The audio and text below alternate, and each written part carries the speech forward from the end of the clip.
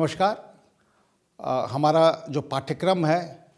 भारत और विश्व व्यवस्था, उसके अंतर्गत विभिन्न थीम्स पर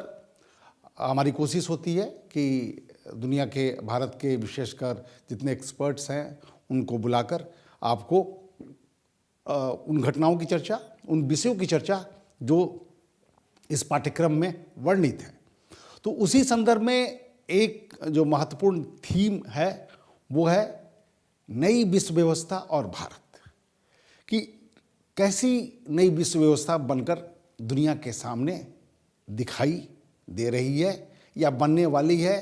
उसमें भारत का स्थान क्या है, इस बात को हम लोग जानने की कोशिश करेंगे इस लेक्चर में। तो सबसे पहला पॉइंट तो ये कि विश्व व्यवस्था कहते किसे हैं, विश्व व्यवस्था की परिभाषा क्या है,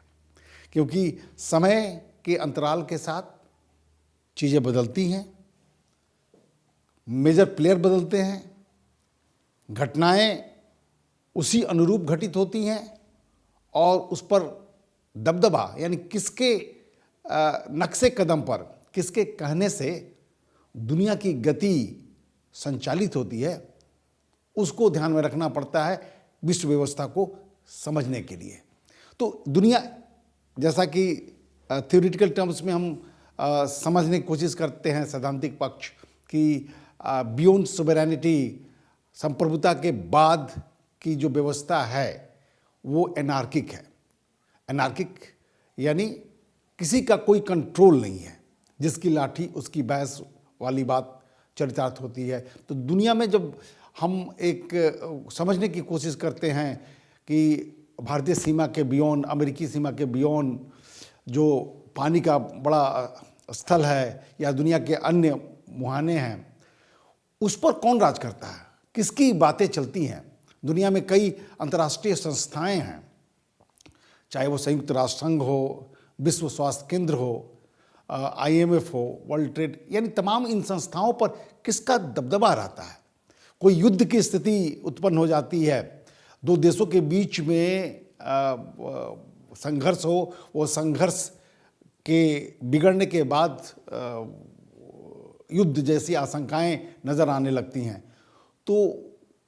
उसमें निर्णय कौन लेता है कि कैसे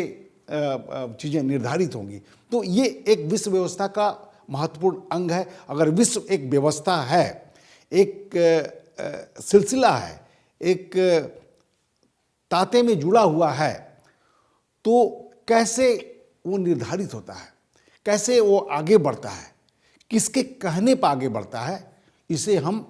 विश्व व्यवस्था के रूप में हम जानते हैं। शीत युद्ध के बाद या शीत युद्ध के पहले की स्थिति को देखें, द्वितीय विश्व युद्ध से बाद और शीत युद्ध की समाप्ति तक, तो सामान्यतः हम यह पढ़ते हैं, समझते हैं, किताबों में बातें लिखी गई हैं, चर्चा भी होती है कि दुनिया की व्यवस्था बाइपोलर थी, द्विपक्षीय व्यवस्था थी, यानी विश्व दो खेमों में बटा हुआ था। एक खेमा पूंजीवाद, यानी अगर वैचारिक आधार पर इसका विभाजन था तो एक पूंजीवादी व्यवस्था थी जिसका आधिपत्य, जिसका निर्देशन अमेरिका के द्वारा होता था और उसके साथ में यूरोप के देश साथ में शामिल थे, और दूसरा खेमा भी यूरोप के ही महत्वपूर्ण देश रूस के द्वारा निर्धारित होता था और उसके साथ उसके इर्द गिर्द जितने दुनिया के अन्य साम्यवादी विचारधारा के देश थे वो उसके साथ सम्मिलित थे। तो ये वैचारिक संघर्ष चलता रहा। दुनिया में कई घटनाएं भी हुई, संघर्ष की स्थिति भी उत्पन्न हुई, तृतीय विश्व युद्ध की आशंका भी कई बार नजर आई, चाहे कोरियन वॉर के समय 1950 में, या क्यूबन मिसाइल क्राइसिस के समय, या 1971 में बांग्लादेश के निर्माण के समय, उसकी स्वतंत्रता के समय। तो कई 4-5 बार दुनिया के सामने ये स्थिति नजर आई कि युद्ध भी हो सकता है, तृतीय विश्व युद्ध भी हो सकता है। लेकिन एक व्यवस्था बनी हुई थी और वो व्यवस्था का निर्धारण दो महत्वपूर्ण देशों के बीच में होता था, और वो पूर्व सोवियत संघ,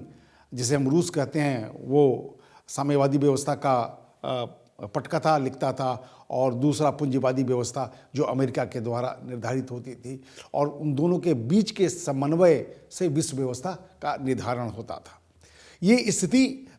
शीत युद्ध तक बनी रही। शीत युद्ध के बाद कुछ घटनाएं हुई, जैसा कि आपने देखा होगा कि कुवैत जैसे एक छोटे देश पर इराक के द्वारा हमला किया जाता है। फिर इराक के हमले के बाद अमेरिका उसमें घुसपैठ करता है और हस्तक्षेप करता है, और उस समय के अमेरिकी राष्ट्रपति ने अपने अभिभाषण में ये कहा कि now the new world order begins from here, कि नई विश्व व्यवस्था अब यहाँ से शुरू होती है। वो एक महत्वपूर्ण हम कह सकते हैं कि इपोक था, एक समय था जिसमें ये निर्धारित करने की कोशिश, ये सुनिश्चित करने की कोशिश कि अब द्विपक्षीय विश्व व्यवस्था नहीं है, अब जो व्यवस्था है वो एक पक्षीय है। यानी पूर्व सोवियत संघ के विघटन के बाद जब वो आर्थिक रूप से कमज़ोर हो गया, उसके बहुत सारे हिस्से जो उसके अंग हुआ करते थे वो उससे अलग हो गए, चाहे वो सेंट्रल एशिया के स्टेट्स हों 5 या उसके अन्य अंग उससे बाल्टिक स्टेट जो उससे अलग हो गए। तो आर्थिक और सैनिक और हर तरीके से रूस कमज़ोर हो गया, और उसके बाद किताबें कई लिखी गई, end of ideology, end of history, यानी साम्यवाद का पतन हो गया, साम्यवाद की हार हो गई, पूंजीवाद की विजय हो गई। इस तरह की तमाम चीज़ें एकाडमिक वर्ल्ड में आई और दिखाई दी, और उस पर चर्चा भी हुआ। लेकिन उस चर्चा के बाद जो नई विश्व व्यवस्था की एक इकाई स्थापित करने की कोशिश की गई, और वो ये था कि अमेरिकी विश्व व्यवस्था, अमेरिका सर्वोच्च स्थान पर स्थापित है, और अमेरिका के द्वारा जो निर्णय लिए जाएंगे वही विश्व व्यवस्था का अंग बनेगा। तो ये बातें तकरीबन आप ये मान लें कि शीत युद्ध की समाप्ति 1990 या 1991 के बाद से निरंतर 2000 तक या 2000 के बाद भी चलती रही। लेकिन उसी बीच में नई विश्व व्यवस्था की बात भी अकादमिक दुनिया में लोगों के द्वारा, एक्सपर्ट्स के द्वारा, अंतर्राष्ट्रीय राजनीति के जानकार, विशेषज्ञों के द्वारा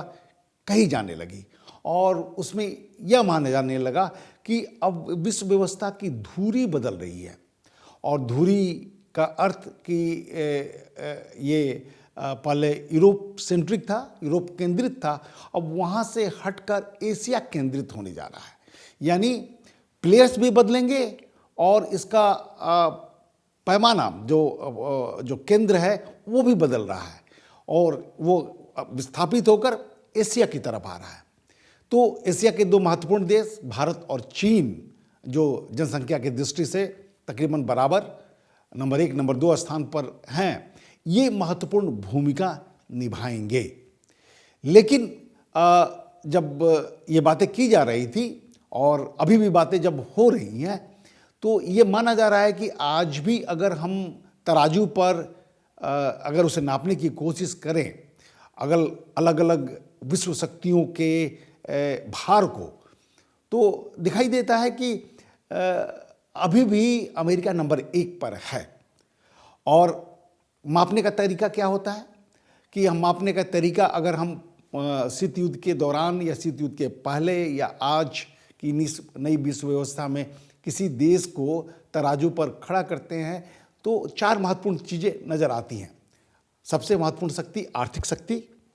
दूसरी महत्वपूर्ण शक्ति सैनिक शक्ति, तीसरी महत्वपूर्ण शक्ति के रूप में राजनीतिक स्थिरता और समन्वय, और चौथा हम ये कह लें कि नॉलेज पावर, एक ज्ञान की समृद्धि। तो इन चारों तत्वों को मिलाकर अगर हम देखते हैं कि दुनिया का सबसे शक्तिशाली देश कौन सा है, तो शीत युद्ध के दौरान या शीत युद्ध के पहले इसमें कोई दो मत नहीं था कि अमेरिका नंबर 1 पर था। लेकिन आणविक संसाधनों की स्थापना के बाद से भले ही आर्थिक रूप से पूर्व सोवियत संघ कमज़ोर हो, लेकिन बराबर के दर्जे के हिसाब से वो खड़ा था। लेकिन शीत युद्ध के बाद अमेरिका नंबर 1 पर रहा। अब जब बात अमेरिका और चीन के बीच में होने लगी कि अब तो रूस या पूर्व सोवियत संघ रहा नहीं, अब रूस है, तो रूस की आर्थिक शक्ति, सैनिक शक्ति, ज्ञान की शक्ति या राजनीतिक स्थिरता, चारों अभी उतनी मजबूत स्थिति में नहीं है कि वो अमेरिका का मुकाबला कर सके। फिर अगर हम चीन की बात करते हैं तो हम देखते हैं कि चीन पिछले 20 या 3 दशकों में जिस तरीके से आर्थिक रूप से अपनी प्रगति का रास्ता प्रशस्त किया है, वो पूरे दुनिया में दर्ज हो रहा है। डबल डिजिट के हिसाब से कोई भी देश, और भी इतना बड़ा देश, इतनी तेज गति के साथ आर्थिक प्रगति नहीं किया है। तो आर्थिक रूप से आज की तारीख में भले ही चीन अमेरिका के बाद आता हो, जो उसका जीडीपी कंट्रीब्यूशन है वो थोड़ा सा अमेरिका से कम है, लेकिन उसकी गति अमेरिका से कहीं ज़्यादा है। और ये माना जा रहा है कि 2027 या 2033 तक चीन ने जो अपना एक सुनिश्चित समय रखा है, उस समय तक उसका आकलन है कि वो दुनिया की सबसे महत्वपूर्ण आर्थिक शक्ति के रूप में स्थापित हो जाएगा। तो आर्थिक शक्ति के रूप में चीन प्रगति के रास्ते पर है, तेजी से आगे बढ़ रहा है। अमेरिका की प्रगति आर्थिक रूप से स्लाइडिंग में है, वो उतनी तेजी से बढ़ने की बात तो छोड़ दीजिए, वो चीन की गति के कारण से उसके बहुत सारे संसाधन हाशिए पर हैं, उस पर सवालिया निशान लगाया जा रहा है। तो आर्थिक रूप से चीन नंबर 1 पर बढ़ता हुआ दिखाई दे रहा है। फिर उसे अगर हम सैनिक शक्ति की बात करते हैं तो सैनिक शक्ति, चाहे उसमें आणविक शक्ति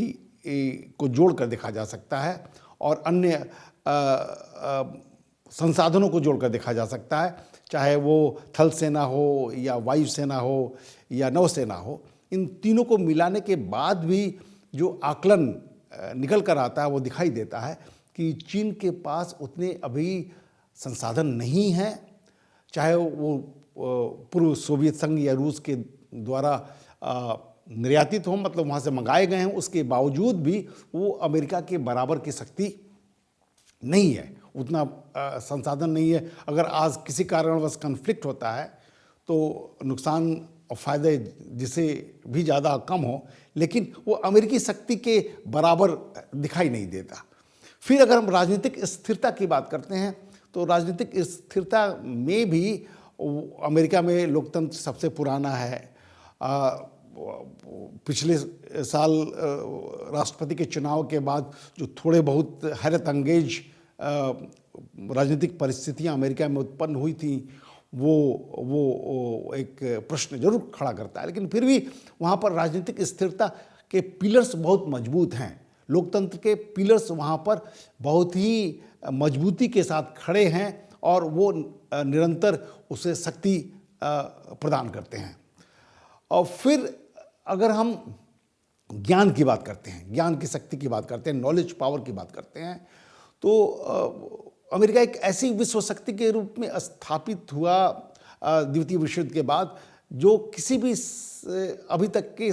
देश के पास वो शक्ति नहीं थी, और वो थी ज्ञान की शक्ति। यानी दुनिया भर के जितने भी इनोवेटिव एंटरप्रेन्योरशिप ज्ञान के सागर थे, उसने अपने देश में आमंत्रित किया और उनके ज्ञान के द्वारा एक ऐसी शक्ति में अपने आप को तब्दील करने में आगे बढ़ाया जो किसी देश के पास वो व्यवस्था नहीं थी। आप उदाहरण के रूप में आप देख सकते हैं कि टेररिज्म को लेकर, आतंकवाद को लेकर जब बहस होता है पूरे अंतर्राष्ट्रीय स्तर पर, तो चाहे वो टेररिज्म म्यांमार में हुआ हो या भारत में हुआ हो, जब भारत में मुंबई अटैक हुआ या पार्लियामेंट अटैक हुआ, तो थिंक टैंक जो थे, जो महत्वपूर्ण जहाँ से व्यूज़ भारतीय टेलीविज़न पर न्यूज़ के रूप में चलाए जाते थे, जो एक्सपर्ट्स थे, वो सब अमेरिका में थे। उसी तरीके से अफ्रीका के किसी भी देश में कोई घटना होती है, कोई राजनीतिक परिवर्तन होता है,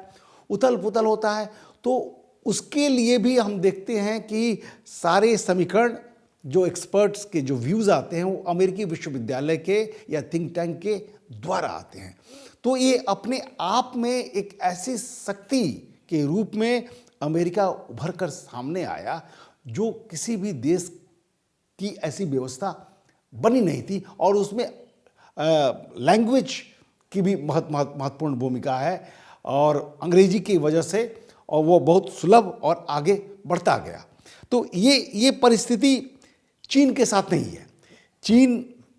ये नहीं कह सकता कि जो ज्ञान की शक्ति अमेरिका के पास थी शीत युद्ध के दौरान या उसके पहले या आज भी, उसकी बराबरी में चीन खड़ा है या ऐसी व्यवस्था वो करने में सक्षम है। तो कहने का अर्थ कि हम जब नई विश्व व्यवस्था की बात करते हैं, और बहुत लोगों ने किताबें भी लिख दी हैं, सिंगापुर के जो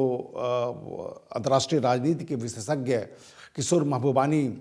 ने 2019 में किताब लिख दी, और उसमें कहा कि अमेरिका हैज़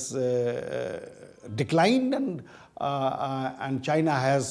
बिकम विक्टोरियस, यानी अमेरिका की पराजय हो गई और चीन की जीत हो गई। ये उनका अपना पर्सनल जजमेंट अपने किताबों में उन्होंने कई विभिन्न घटनाओं का उल्लेख करते हुए उसका वर्णन किया है, और उसमें दिखाया है कि कैसे। तो ये निश्चित है कि चीन एक राइजिंग पावर के रूप में है, लेकिन नई विश्व व्यवस्था की जब चर्चा हो रही है तो इसमें यह भी जानना जरूरी है कि अमेरिका अभी भी नंबर 1 मुहाने पर खड़ा है, चीन दूसरे नंबर पर है, और जो महत्वपूर्ण संघर्ष की स्थिति अमेरिका और चीन के बीच में है वो भावी घटनाओं को निर्धारित करेंगे, और जिसमें सबसे महत्वपूर्ण है ट्रेड वॉर। ट्रेड को लेकर अक्सर आप सुनते आए होंगे कि ट्रेड बिटवीन जो चीन और अमेरिका के बीच में जो व्यापार को लेकर जो संघर्ष है, जो परिस्थितियां उत्पन्न हुई हैं, वो उसमें चीन फायदे में है, अमेरिका घाटे में है। चीन प्लस है, अमेरिका माइनस है। कई अमेरिकी लोगों की नौकरियां चीन के व्यापार पर निर्धारित है, और कई राष्ट्रपति जो अमेरिका में आए, चाहे क्लिंटन के समय से लेकर आज तक, वो हर बार हर राष्ट्रपति, चाहे वो ट्रंप हो या ट्रंप के बाद बाइडेन हो, चीन को अपना दुश्मन मानते हैं। चीन को न केवल प्रतिद्वंदी मानते हैं बल्कि दुश्मन तक की बातें कह दी जाती हैं, और हर बार राष्ट्रपति के अध्यक्षीय भाषण में और डिबेट में चीन को घेरने की कोशिश, चीन को तोड़ने की कोशिश, चीन के साथ संघर्ष की स्थिति की बात होता है। लेकिन जब वो गद्दी पर बैठते हैं तो वो सारे परिवर्तन, जो सारे उद्घोष जो अध्यक्षीय भाषण में किसी राष्ट्रपति के द्वारा की जाती है, वो फिर अधर में लटक जाती हैं, वो पूरी नहीं हो पाती हैं। इसका कारण यही है कि अमेरिका का व्यापार चीन के साथ इतना गुथा हुआ है, इतना मजबूत है, इतना व्यापक है कि अगर उसमें कुछ भी अगर परिवर्तन किया जाता है, कुछ भी ऊंच नीच होता है, तो लाखों लोगों की नौकरियां अमेरिका में चली जाएंगी, और अमेरिका को आर्थिक संकट की स्थिति उत्पन्न हो जाएगी, और इसके कारण से वो चीज़ें वहाँ पर संभव नहीं हो पाती। इसलिए ट्रेड वॉर से ज़्यादा इम्फेसिस वो सामरिक समीकरण पर दिया जाता है, जिसमें ताइवान के और साउथ चाइना सी का संघर्ष दोनों देशों के बीच में दिखाई देता है, सुनाई देता है, और जो आज भी चल रहा है कि ताइवान को चीन अपने संप्रभुता का अभिन्न अंग मानता है, और ये मानता है कि आज नहीं तो कल हम इसे लेकर रहेंगे, और इसके प्रतिवाद में अमेरिका हमेशा ताइवान के पक्ष में खड़ा है कि नहीं, वहाँ पर वहाँ की संप्रभुता, उसकी अक्षुण्णता को हम हर कीमत पर बचाएंगे, और उसके साथ दुनिया के अन्य यूरोपीय देश भी साथ खड़े हैं। तो ये स्थिति नई विश्व व्यवस्था के लिए निर्धारित करने के एक कारक के रूप में बहुत महत्वपूर्ण साबित होगा कि अमेरिका और चीन का संघर्ष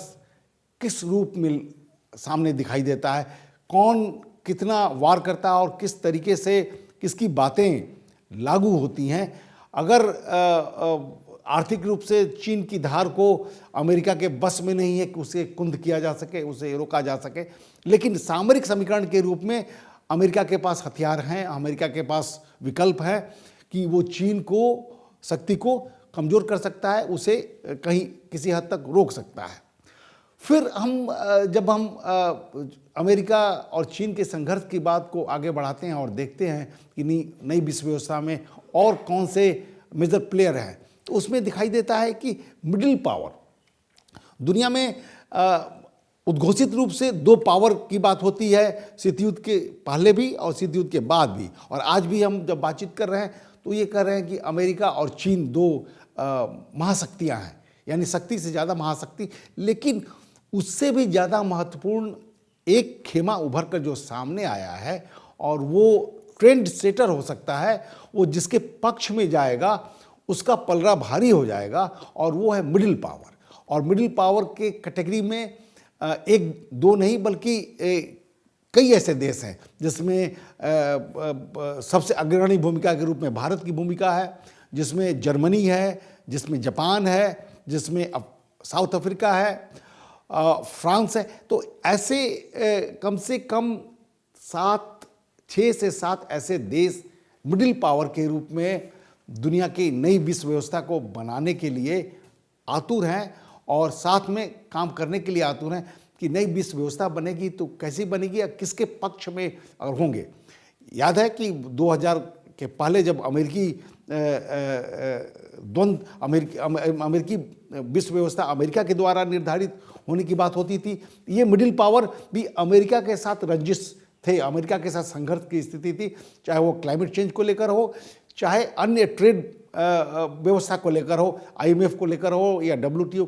उन पर भी उनका मतभेद था। लेकिन मतभेद के साथ साथ वो अमेरिका के साथ यूरोपीय देश होने के नाते जुड़े हुए थे, क्योंकि अमेरिका एक आर्थिक शक्ति के रूप में भी बहुत प्रभावशाली था। लेकिन जब अब चीन की स्थिति मजबूत होने लगी तो ये मिडिल पावर पिछले 2-3 सालों में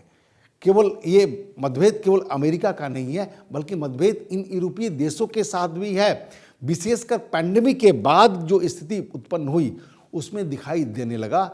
कि चीन एक ऐसी शक्ति के रूप में उभर कर आ रहा है जो पूरी तरह से इलिबरल है, यानी वो दूसरे की भाषा को या दूसरे की बातों को सुनने के लिए तैयार ही नहीं है। यानी वो अपनी गति और अपने हिसाब से दुनिया की व्यवस्था को चलाना चाहता है। अब कोई इसके कई महत्वपूर्ण आयाम, कई महत्वपूर्ण झलक भी आपको दिखाई दिए होंगे, जैसा कि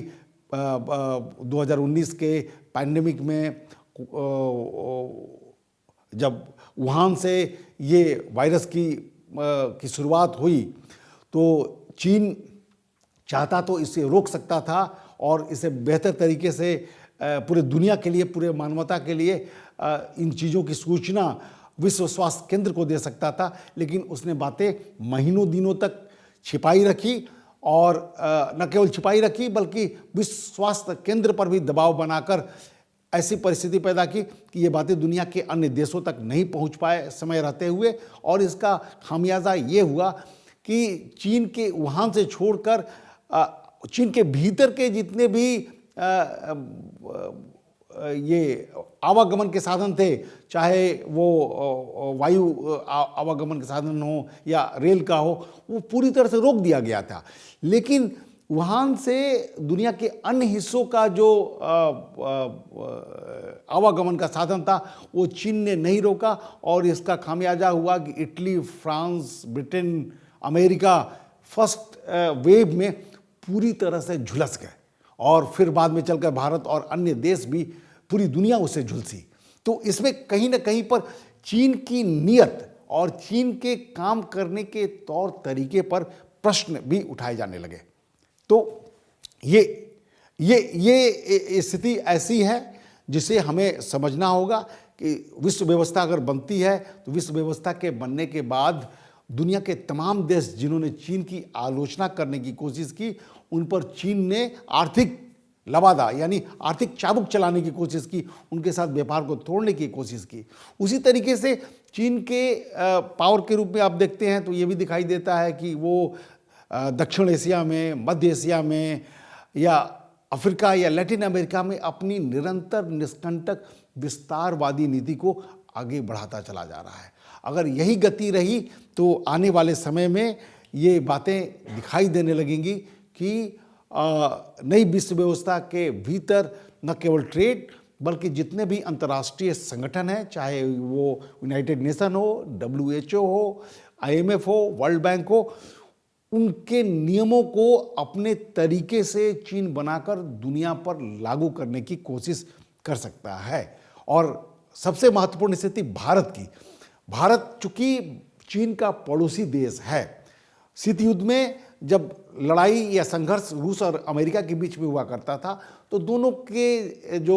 भौगोलिक समीकरण है वो बहुत दूर दूर थे, बहुत दूर स्थित थे। तो आपदा की स्थिति में या संघर्ष की स्थिति में कोई अफवाह में युद्ध की आशंका को भी समझने का मौका था। लेकिन बात जब भारत और हम चीन की करते हैं तो चीन के आणविक हथियार भारत से बहुत ज़्यादा दूर नहीं है। हिमालय के तराई पर चीन ने कई मिसाइल लगाए हुए हैं, सिंकियांग प्रोविंस में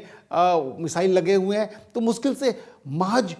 कुछ सैकड़ों किलोमीटर की दूरी पर ये चीज़ें स्थिर हैं जो भारत के किसी भी शहर को भेदने में काफ़ी हैं। उसी तरीके से भारत भी एक आणविक शक्ति के रूप में है। अगर वो भी उसी तरीके से काम करता है तो दोनों देशों के बीच में संघर्ष की स्थिति बहुत ही गंभीर बन सकती है। और नई विश्व व्यवस्था में जो सबसे गंभीर बात है कि भारत सबसे पावरफुल मिडिल पावर के रूप में है, उसके बावजूद भी चीन उसे